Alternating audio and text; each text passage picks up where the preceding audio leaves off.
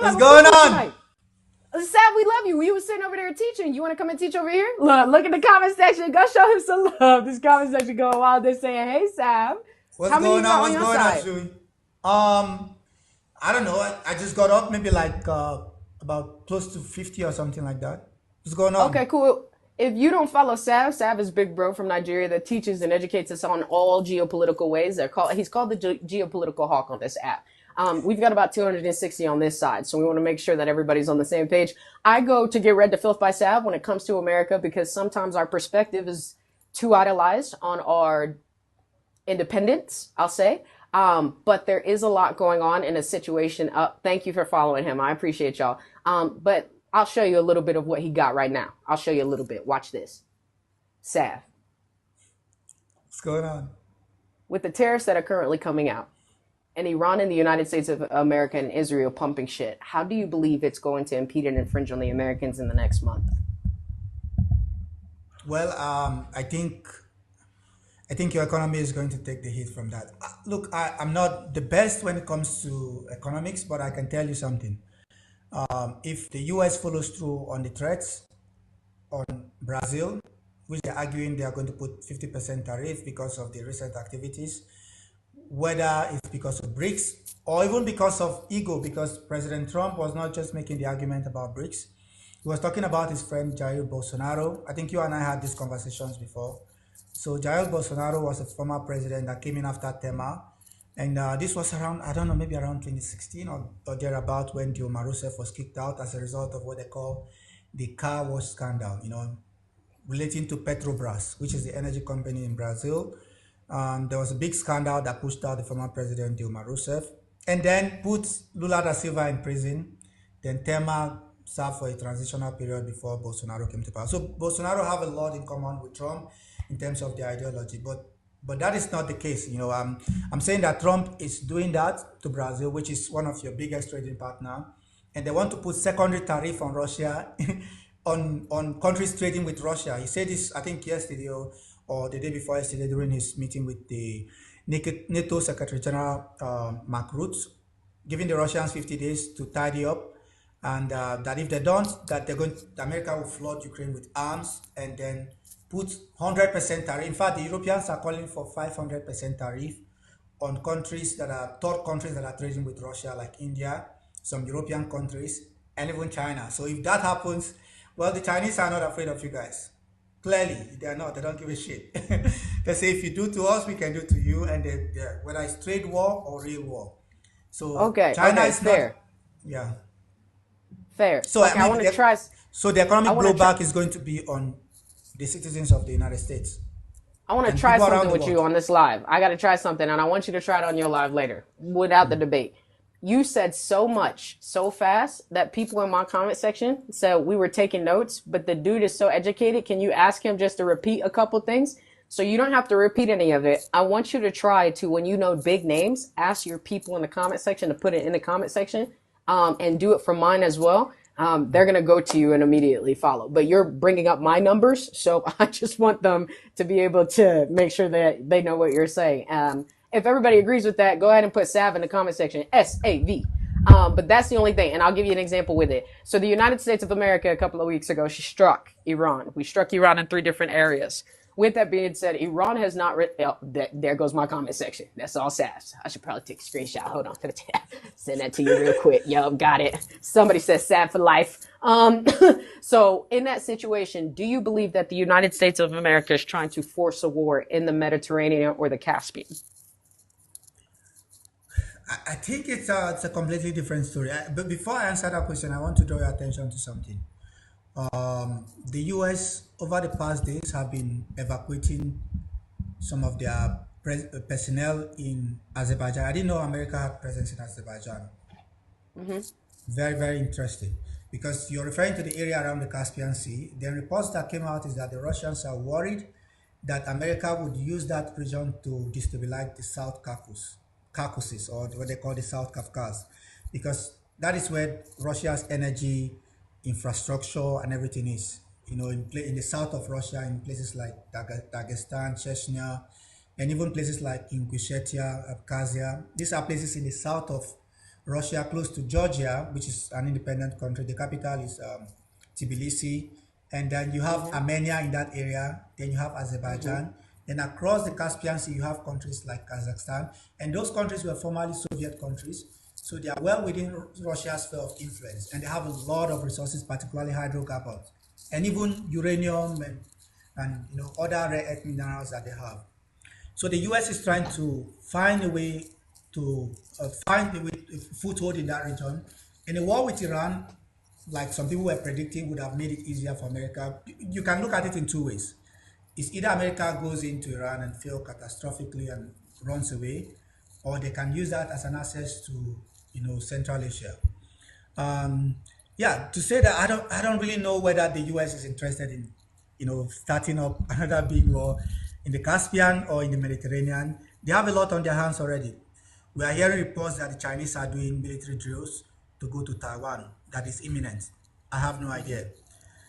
But on your own side, people that support this current president are now protesting. Most of his Marjorie, is that her name? Marjorie Green? I'm not really Yep, familiar. Marjorie. Yeah, yeah. That's one of his like strongest ally.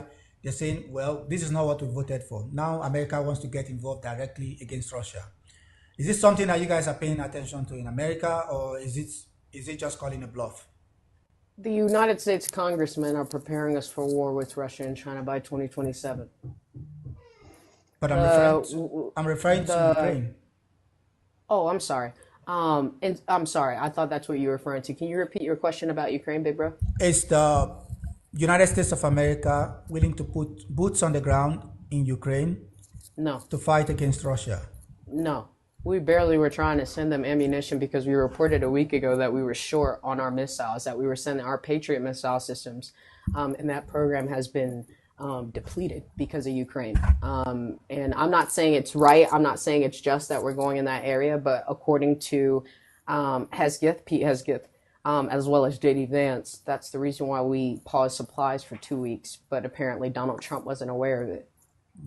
But it's not just defensive capabilities, it's also offensive capabilities like the ATACMS. Is that how you call it? Yep, yep, That they yep, are yep. willing to flood Ukraine with to target deep inside Russia. And the range of the ATACMS is 300 kilometers, which is well Yeah, we within could. reach. So if they so if they're trying to hit mainland Russia and they're able to do it from anywhere in proximity, they could hit Moscow. And the Well, yeah, US they is, already did, right? Ukraine already hit Moscow. yeah, they've been doing that with drones, but not with the heavier payload. Like the drones can carry very small payload, so I mean, they could do that once in a while. But I'm talking about missile systems firing directly to St. Petersburg and to Moscow. That Yeah. we've Do not you seen that think yet. Vladimir Putin, do you think, you think that man gives a fuck if it's a missile system versus a drone? I think it does care, but there are two ways I see it. It's either it makes it easier for them and say, well, we kind of like Trump, but now the gloves are off and we can go to Ukraine and do whatever we want, or that can force them to the negotiation table. I don't think it's going to work. I argue it to be counterproductive for the U.S. to try to do that. Well, the Have you ever policymakers, thought of it? Have you ever thought of it from the perspective? It has always benefited the United States of America to have Ukraine go to war with Russia, so Ukraine fortifies themselves into NATO. yeah. Well, you can argue that, but this current government have been making a claim that NATO is an old project.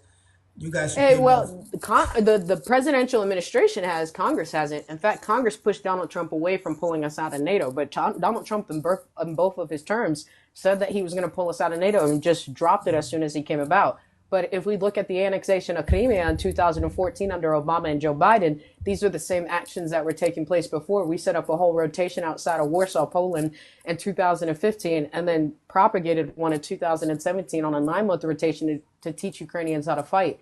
So if we're teaching Ukrainians how to fight, Trump is sending javelins in 2017. Joe Biden is sending missionary and weapons by the time period of 2021. We were preparing Ukraine for war. Yeah, you've been loading them up with a lot of weapons and training them to fight. But that 10-year period is not enough to train them to use some of your sophisticated um, Correct, which systems. insinuates that that we would have people that are a part of NATO that are on the border countries operating our systems. Yeah, it suggests that there are people on the ground, not on the borders, maybe in the western part No, of no, Ukraine. I'm not letting you say that. Listen. Donald Trump already hates us. We're not going to expose something we shouldn't be paying attention to. Listen, Yeah, they already told us that they're okay. Let me ask you this: do you believe there are troops on the ground from the Americans in Israel? 100%. In Israel, no, no, no. I wasn't talking about Israel. Oh shit! Oh my God! That's a different. That's a different thing altogether. The American special forces in Ukraine that are attaches or adjunct to Ukrainian forces and helping them with some of those with some of You your think our sophisticated special systems. ops is in Ukraine? Yeah, I believe so. The Russians say that Nah, I'm not gonna hold you. Our special ops is in Darfur. no, but well, maybe the Russians are lying. I don't know for a fact that I'm not on the ground. The But Russians told you that? if the Russians are saying, I mean, you can look at statements coming from Lavrov. He's Yeah. saying that there are NATO forces on the ground. I will argue it could be Polish forces, it could be German forces, it could be American forces, NATO forces on the ground in Ukraine. And we've seen some of them captured soldiers, some American ones that have been captured. And you could claim that they are mercenaries, but these are guys that have like, high level combat experience that can operate high level systems that have been captured and exchanged, during the whole exchange deal that was done. This is why America is interested because I believe that you guys have personnel on the ground, even though you try to claim that these are volunteers and mercenaries. You don't think we're interested because we've been trying to surround the borders of Russia and China since the time period of 1948 and the secession of Soviet Union in 1991? Hi, I'm saying, Nora. I'm saying it's inconvenient to agree that American forces are on the ground. So you can find a way around it to be politically correct and say, well, these are not really U.S. forces. These are these are mercenaries and volunteers. I know that for a fact that you've been trying to encircle Russia from the Baltics in the north to the Black Sea in the south. And this is why the Russians are eventually fighting back. Because you complete the cauldron if you take Ukraine. Not a half cauldron, if you like, or what they call the kettle. It's a military tactic when you try to surround an opposition, basically. So what you're trying to do is to complete the cauldron. From the Baltic, you have NATO countries like Latvia, Lithuania, and Estonia. And then Belarus happened to be the odd one in between. But Ukraine is I think is the one that have the longest land border on the western part of Russia. So if you take Ukraine or you put Ukraine into NATO and control the Crimean Peninsula, it's a checkmate for Russia. Well, what the Russians add, and this is my own position as an outsider. A checkmate, I'm sorry, a checkmate for Russia or a checkmate for NATO if you supply Ukraine into NATO?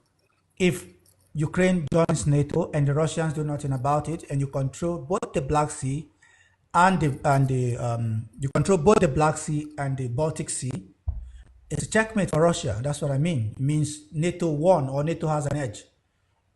Is that checkmate for NATO? Is that how do you say it in English? Yeah, you got it. You got it. It was just an English thing. No, you got it. You got it. No, Yeah. you're 110. Hey, it's No, trying to confuse me a bit. it would be a checkmate is a win. So it would be a win for NATO. It would Yes. be a checkmate for NATO. Yep, Yes. you got it. You got it. So, but in that light, do you think that's what Russia is preparing for then? This is why they're fighting back. Clearly. And they'll fight back Wait. until they're. That's exactly No, what no, they're no, wait, no, don't fucking say that. Listen. Who attacked who first? No, it was Russia. Russia surrounded their border with 150,000 troops. You are correct. Russia surrounded the border. But, stop. You believe that Russia is currently fighting Ukraine because Ukraine is being added into NATO. So technically, Russia is preparing to fight NATO by fighting Ukraine first. Yes, that's correct. That's a good. That's a perfect way of looking at it. Ukraine is what do you call it? Ukraine is being used as how do I say, as a buffer. The Russians have always used Ukraine as a buffer to keep NATO at bay. Well, you can argue that the Baltics in the north as well could also be used to attack Russia in future, but Ukraine have always been used as a buffer. And now that you're trying to take Ukraine, the Russians are saying that's not going to happen. Well, America has all this power and all this wealth, but the Russians also have that thing you have. that is the X factor. And if the Russians are pushed to a particular S, this is my question for you, Shui. If Russia decides to use tactical nuclear weapons on Ukraine, what the hell will America do?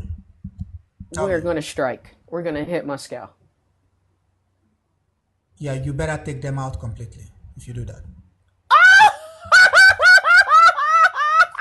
It has to be one strike. Listen, I'm just saying One that because strike. Donald Trump. There's a video. There's an audio footage of Donald Trump coming out and saying if they won Ukraine or if they won from 2024, if they won Ukraine, he said he called Vladimir Putin. He's going to bomb the F out of Moscow, and then he said he called Xi Jinping, and if they won Taiwan, he's going to bomb the F out of Beijing. And he hasn't denounced the audio. He hasn't said anything. He hasn't said it was fake. It's playing on all news media. Yeah, again, this is Trump again, classical Trump, that has his own ideas, leaking out this kind of information or making it possible for these informations to be leaked out to look tough. He's not a tough guy. This is what he's trying to portray. It's a facade. I mean, he's reckless. You know, there's this new concept of the madman theory. He's trying to look unpredictable and crazy so that people would dread him. Honestly, you think that there will be no price to pay if America just go and bomb Beijing and go home? It's fun, Listen, huh? I told you I was scared what Iran was going to respond with. I'm still waiting on Iran. I ain't going to hold you. Yeah. Look, it's not. Iran, It's not, I don't think Iran can strike Israel the way that Iran wants to strike Israel by an invasion because Iran, A, hasn't invaded a country since Iraq. But B, a situation of it is the Ayatollah doesn't believe in that aggression, and that's why he declared fatwa. Yeah, they don't also have the capabilities, I would argue, to do a ground invasion. But Iran? look, well, no, they don't. No, they don't. They don't have the capability to do like a ground invasion of Israel. They don't. They don't have. There are so many facets to it. They used to have allies in Syria and Lebanon. Jordan is not an ally, and these are the countries around Israel. So if you want to do an amphibious landing or you want to carry out some kind of incursion into Israel, you have to have boots on the ground. Well, those countries are not willing to do that. Egypt is not an ally of Iran. And you can argue, so how are they going to do it? It's basically impossible. But Israel, it's possible for Israel to do some limited incursion into Iran because of Azerbaijan. Yeah, Azerbaijan is the one that everybody's talking about. Please, I want you to look at the positioning of Azerbaijan and how that poses a significant threat to Iran. And this is why Iran is really worried. So are the Russians. Azerbaijan and Aliyev is not just bringing Israel into the Caspian Sea, but also bringing Turkey into the Caspian Sea. I did a video. I think you and I talked about this before about the Zangezur corridor. Yeah. I don't know how. Maybe somebody can write it. It's called Zangezur corridor, which Turkey is also interested in building. So Turkey have this kind of strange relationship with NATO, while on one hand saying they don't want to fully commit to. Okay, you don't have to do that. You don't have to do that. Turkey is an ally of NATO. We got a strange fucking relationship. You don't have to do that. They're an ally of NATO. They're an ally. Okay? And we also know that when it comes to Turkey and Russia on Azerbaijan and Armenia, that's the situation. And it has been similar to what the situation of Turkey and Greece has been with Cyprus, which has also been something that has been brought up in the news recently because of what's been happening on the ground and the involvement of what Cyprus is trying to do with other countries and their location, their geological location. Yeah. It's slightly different, but you're right. Turkey is a member of NATO, but this is why I said it's a strange relationship they have with NATO, because Greece and Cyprus are both members of the European Union, and I think Greece is also a NATO country. I'm not really sure. I need to look at the list again. Yes. Both correct. So how can Turkey claim to be NATO, but adversarial to, takes an adversarial position to Greece and to Cyprus, or what they call the what's the name again? Because there are two Cyprus. There's the Greek Cyprus and there's the Turkish controlled part of Cyprus. Yeah. I think Limassol is the capital of the one in the south that is a member of the European Union, and they use the euro. And there's the other one in the north, which uses the Turkish lira. So at the end of the day, Turkey have this strange relationship, and they don't fully trust. Let me ask you this: if Greece goes to war with Turkey tomorrow, Who do you think the West is going to support? Who do you think the European Union is going to stand with? They're not going to stand with Turkey. And Turkey might need support from Russia. This is why they're keeping some kind of balance in terms of their relation. They've hurt Russia a lot. Historically, and even now, they've been sending arms to Ukraine, but they've been able to find the right balance. And the behavior of Turkey is based on the location or where it found itself. It's a transcontinental country, and the attitude of the state is reflective of the positioning of the geographical positioning, if you like. So Turkey does not trust anybody. It is making alliances with different countries, but also thinking about Turkey. And if you look at the project they are doing that I talked about, the Zangezur corridor, so even some of their allies, they're not working with them. In fact, Israel happened to benefit from the Zangezur corridor, which is kind of strange, right?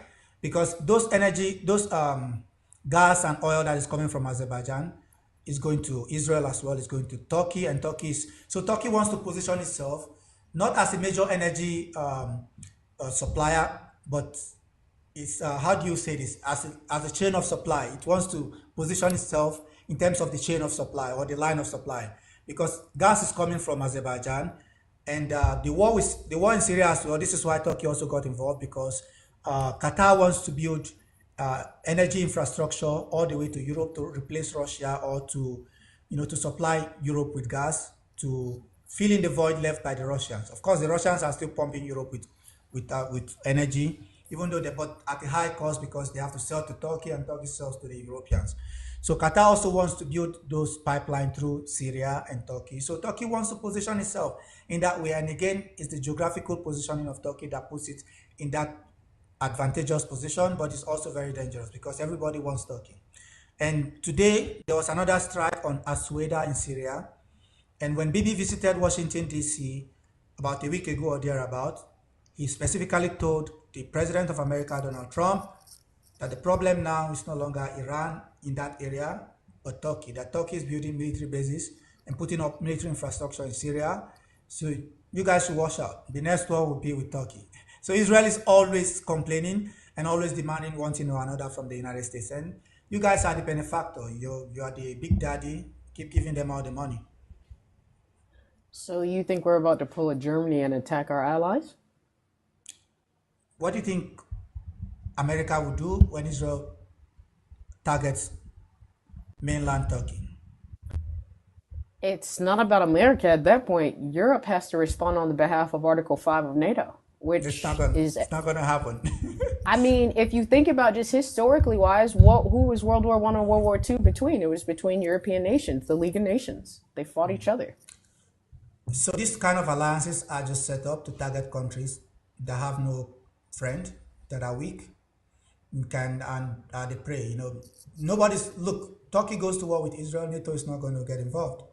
The Europeans I bet you, okay, we're going to shake on that vicariously through the internet. I bet you $100, American dollars, okay? No, none of yours, okay? I bet you $100 if Turkey is ever attacked by Israel. NATO, not America, because I promise you, it doesn't matter if it's America. Even if we don't respond, NATO has to respond. If Turkey is attacked, NATO's going to respond on the behalf of Israel. If the Europeans stick up... Just a bet. Just make the bet. I'm going to make you one offer, right? If the Europeans put up their finger and say we are going to support Turkey, let alone supporting Turkey, I'll sell my farm and give you all the proceeds. No, you violated. You violated. I need 200 cows immediately. I'll sell my whole farm and give you proceeds. It's crazy. It's not going to happen. And this is why the whole supranational setup and these so-called alliances and stuff don't work. It's problematic in itself. What is the essence of NATO at this point? The Warsaw Pact is gone. Do you want to know why NATO will support Turkey? Why? Because Israel's not NATO. Israel's not the European Union. I'm sorry, I'll go a bit further. NATO, that dismantlement of the League of Nations between 1934 and 1937, they want to not deal with the opportunity of fighting the Ottoman Empire until 1924. And that's exactly what we did. We fought the Ottoman Empire almost 6 years after the war ended. Nobody wants to fight that old-ass Constantinople. Yeah. Look, Turkey is already a problem for these European countries. Turkey have a lot of access to gas Israel is pipeline. a problem for us. You say it every day. No, no, no, no. For the Europeans, can't Yes. stand. No, the Europeans can't stand Turkey. They hate the gods of Turkey. They are managing Turkey carefully, and this is why they have refused them entrance into the European Union and making up silly excuses every day. And they are willing to give Ukraine a pass, but Turkey for the past 20 years plus have been trying to join the European Union and they will not allow Turkey. Turkey is problematic in itself because for different reasons. And I'll tell you, the Europeans are, I'm sorry, they're racist. Yeah, It's true. I'm black. I know. It's true. So, yeah, I have to say that so to get that out of the way. And why are they not letting Turkey join NATO, not the European Union, and the whole economic bloc for different I reasons. mean, the same They can't reason imagine having a bunch of these 90 million Muslims and whatever having a it's the free same reason access. they didn't let Russia in. Well, I think it's for slightly different reasons. I mean, the Russians are just like them, but the Who, the Russians are, Europeans? yeah, No, let's go to Russia right now. I the Russians. guarantee you we'll have a better time in St. Petersburg than we'll have in fucking Germany. Yeah, there's this funny question I saw. So there's this, I think it was an event that was, organized in Moscow. I think this Moscow St. Petersburg Economic Forum, and this African guy from Cameroon, with his African accent, asked the president of Russia, said, "We can understand if the Europeans don't like us, if they want to bomb us and all of that, but you're just as white as them. You have the same technology as them. What's the problem?" And he laughed. There's a history behind those. And the Russians are, how do I put it? It's, I don't know, it's something I can't explain, but there's a strange relationship between the Slavs and not just those of them, not all of them, by the way, because when it's convenient for them, they work with Serbia, they've worked with other Slavic countries. But with Russia in particular, there's something strange about Russia. It's not for racist reasons, because the Russians are just like them. Okay, so I'm saying Turkey not being added to the EU, not on a racist basis. They just not being added to the EU. Why? What exactly do Because we can't, they too Muslim. exactly? They're too Oh, Muslim I'm sorry. and they're 90 million. So I'm Germany, just telling you what the Europeans would say, okay? Not me. yeah. So the Germans can't imagine 70 million people going in and out of their country, and they're all Muslims and they look different, right? So this is what the UK also is. UK is not in the European Union anymore, but most of them, yeah. Albania is Muslim, but Albania is very small. What is the population of Albania? You need to understand, and politically, Albania does not carry the same. Philbis. Albania is not like it's not the same. You can't compare them. It's a very small country and it can easily be controlled. Turkey is coming to the European Union to be a major player, and the Germans can't stand that. The Germans are the big guys in Europe, the Germans and the French. So if Turkey comes to sit on the table, they are going to have a lot of power. And nobody wants to deal with Turkey, let alone the population. So it's not. I don't think you want to. I don't think you want to deal with Turkey. We've been dealing with Turkey since 1993. Yeah, but what's wrong with Turkey? I want to know what's wrong with Turkey. What have they done? What's wrong with Turkey? You know what's the biggest situation? I gotta ask you 110% because I don't think people give you the opportunity to talk about this. In the situation of Africa, because you had a First World War between 2001 and 2006 that was caused by George W. Bush. You had 7 countries that were currently fighting. And a lot of Americans and people outside of your continent didn't know that. So I've been trying to pinpoint the main economic hubs and why their systems are currently breaking down. You've got Nigeria, South Africa, that would probably be about it. Liberia, you've got different areas of Libya and everything else in between, the resourceful ones that the West is into. My question for you is there a possibility with all the noise that is going on around it that the West is trying to force Africa into another one so that we can currently take it out? Because that's what happened during World War I and World War II. So if I get your question correctly, you're saying that the West is trying to engineer another conflict in different flashpoints in Africa for economic and political benefits. Well, I could have said that 4 or 5 years ago, There's something really going on that a lot of people are not paying attention to. I'm a realist. I say things the way I see it, right? So over the past 20 years or 30 years, the Chinese have been entering into Africa and they've been building things. They've not been talking, they have been building. That's the difference. And the Americans have been coming into Africa, they have been taking, they have been bombing, and they have been talking. The talking part, they do most. And so I think this current government have come to the realization, hang on, why are these guys not doing business with us? What have we done? We are the big players. If you can't do business with us, we want to force you to do business with us, or we want to take away some of the privileges that we give you. So is that going to end well? I don't know. If America does not get what it wants in Africa, could it engineer something else? I mean, look at what they did in Congo recently. This have been going on. By the way, this was not engineered, but people that have been benefiting from it. This started under, I think, Clinton, particularly during the period of the Second Congo War. Clinton and his people have economic interest in Congo, and they have been exploiting that area. They have also been tacitly supporting different governments in the region. And I think Clinton and Tony Blair, there's this report that came out recently that they are either directors of the board of a company that is, taking lithium from the eastern part of the DRC, or lithium and other rare earth minerals. So Trump have been able to do a deal in quotes with the government of Rwanda, the M23, and the government in Kinshasa in Congo for rare earth minerals to bring an end to the conflict in the eastern corridor of the DRC, Bukavu and Goma, which is eastern, north and south Kivu. So I think this government is very transactional. The government in Washington, D.C., is saying that it knows how to do deals to avert conflict. And anytime the interest of the West is at stake, they engineer conflict, or the alternative to that is doing a deal like this government is claiming to be doing. So instead of talking, I think people should start building. I don't think the Chinese are even the best for Africa, because I hear this from a lot of friends in the West. They say, hang on a second, you guys don't like us, but what about China? Yeah, we know what the Chinese are doing. But the last person that should say it is the United States and the Europeans. We know that for a fact that China is not benevolent and they are not Father Christmas. You know what we call Father Christmas? Father Christmas is crazy. Yeah. Yeah. In Africa, that's what we say. Father Christmas is Santa Claus. That's the way we call it in Nigeria. Father Christmas is like handing out sweets. The Chinese are not Father Christmas, like we say it in Nigerian parlance. But we don't want you to be the one telling us, because you had it for like 100 and something years, and you have bombed and destroyed and enslaved and pillaged. And the Chinese are coming with, like, say, oh, we don't want to get involved in your politics. We are going to build railway.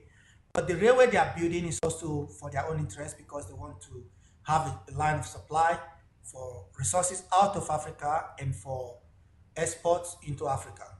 They are building ports. And I think you and I had this conversation. If you take a look at the map, oh, okay. If you take a look at the map and you see the areas they are building these ports, these are key areas. West Africa, in South Africa, the eastern part of Africa, the places that are very strategic. And they're saying all of these are for civilian purposes, but we can run it for 30 years or for 50 years and so on and so forth.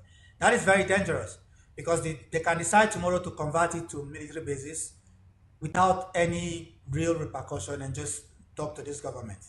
Yeah, this is what the Chinese are doing, and you should be the one paying attention and do something differently.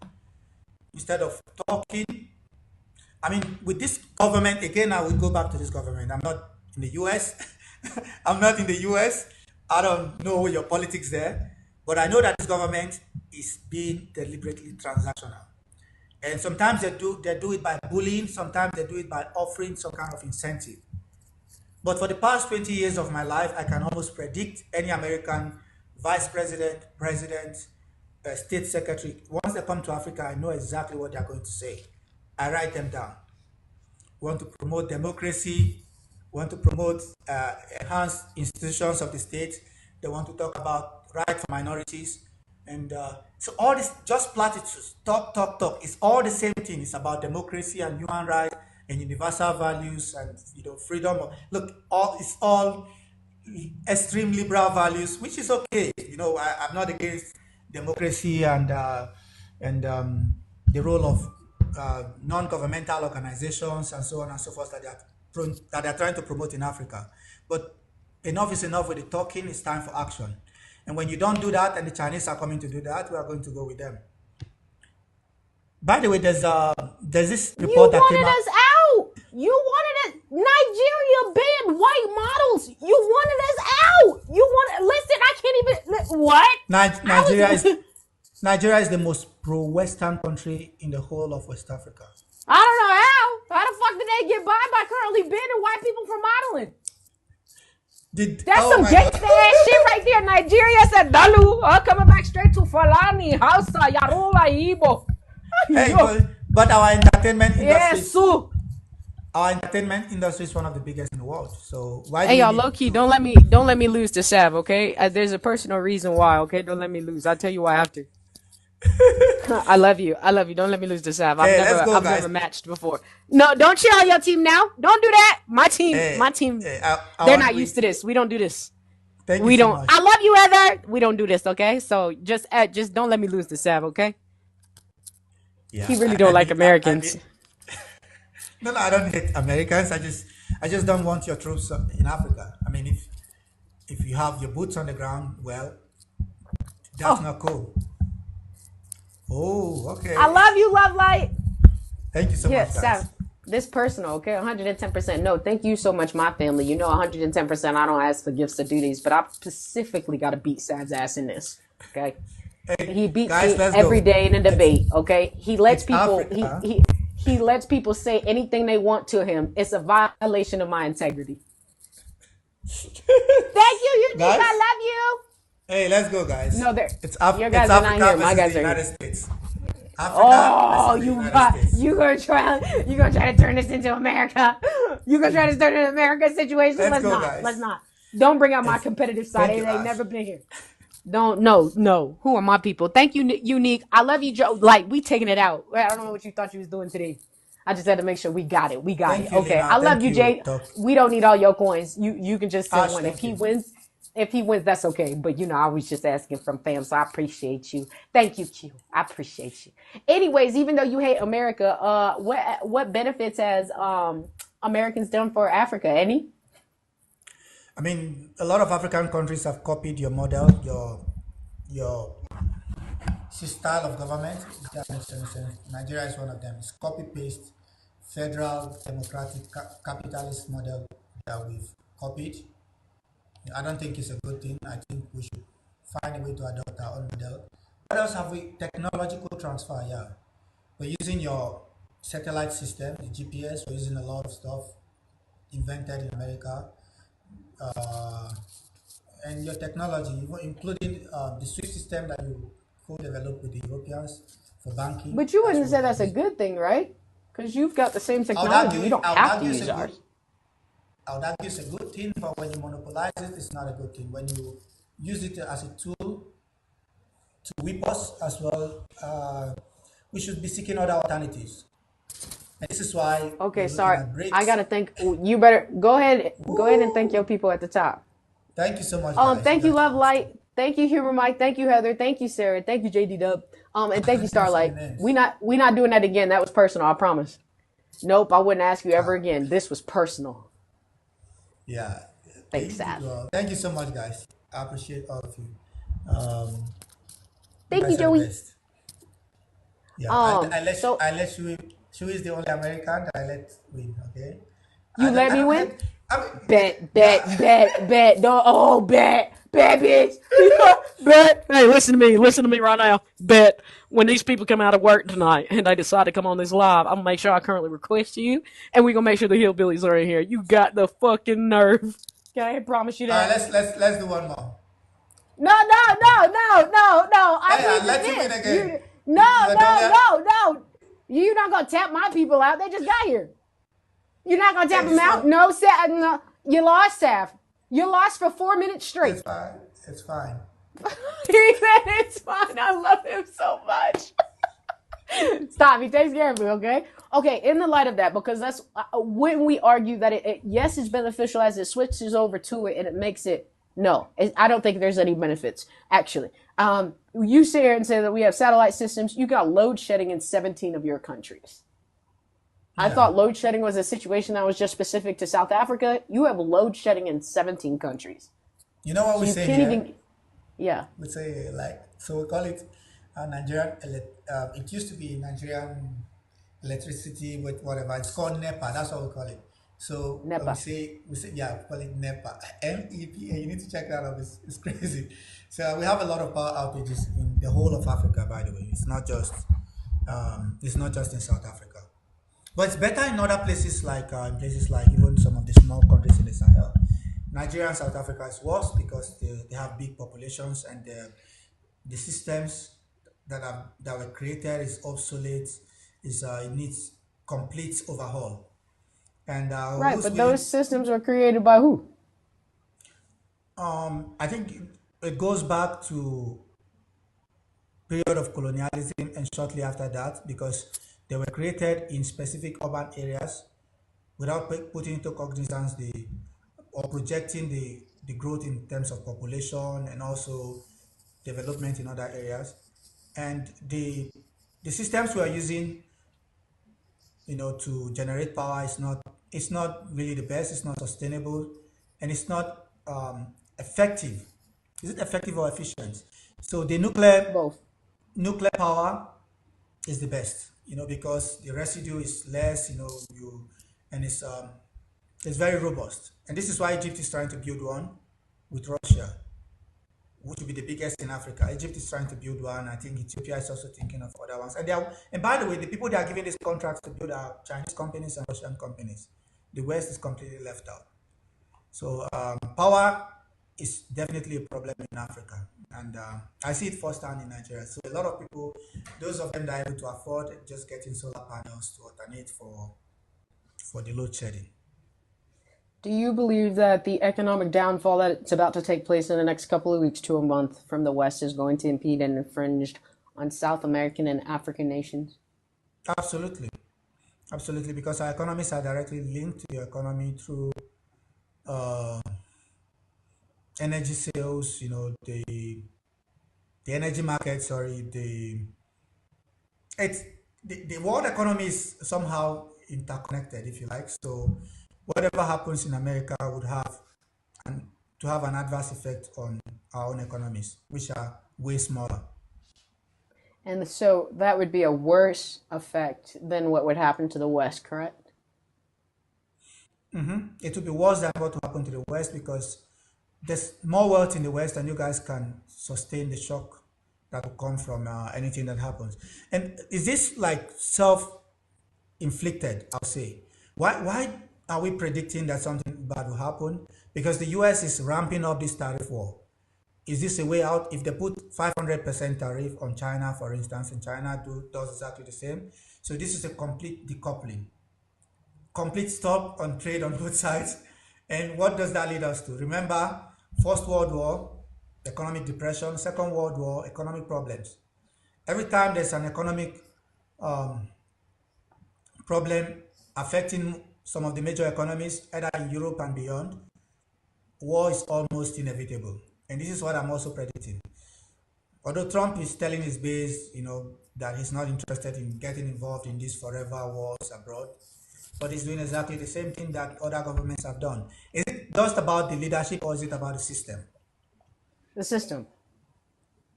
We can control the leadership, but if the system's not in place the way that we have tried to infiltrate it, then we'll pull what we did in Iran during the Shah.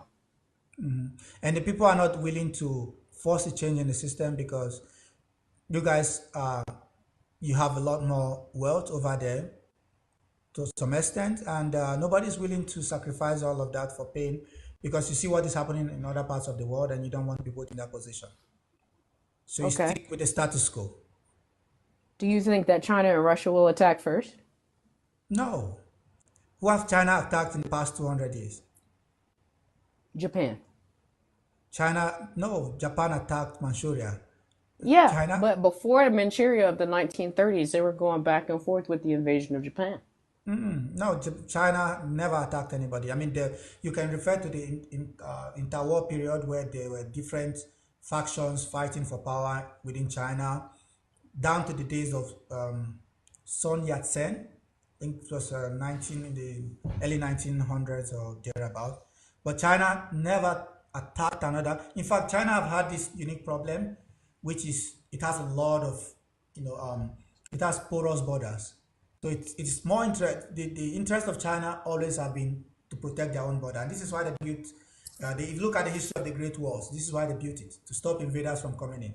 That's always been a problem for them. Thank you so much. So China have, I don't know, and well, you can argue that the Russians have, Duncan, that the Russians, hey, should we? You pull out that German real quick. Pull out that German Yeah, real quick. he wants a Chinese passport. Somebody said I want the Chinese passport. No, Sav I'm don't good in like the Africa. Chinese.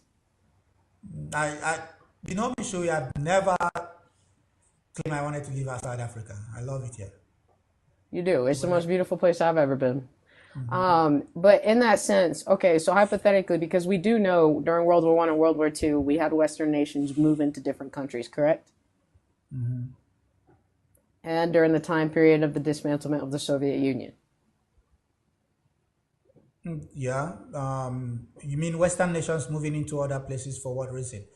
Is it for economic reasons? Is it for colonization? Is that how you call it? Settler colonization. We were moving a lot of Americans in the 90s to African nations. They were just repatriating themselves in South Africa and everything else. That's where the Amy Beale story comes from, of that white girl that was murdered in the townships in South Africa in 1996.